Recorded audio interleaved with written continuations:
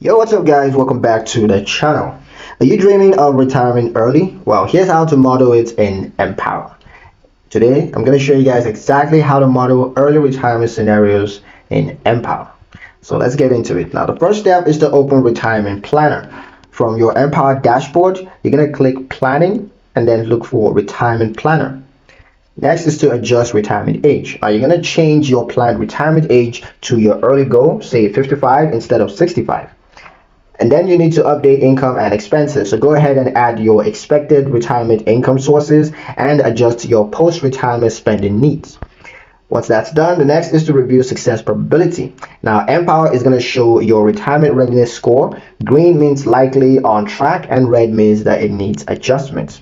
And the final step is to test different scenarios. You want to change savings rates, investment returns, or spendings to see how they affect your final goal. And that's pretty much it for the video, guys. Hope you liked it. Hope you found the information here useful enough. If you did, like, share, and subscribe for more helpful tutorials. Thank you guys for watching, and I'll see you in the next one.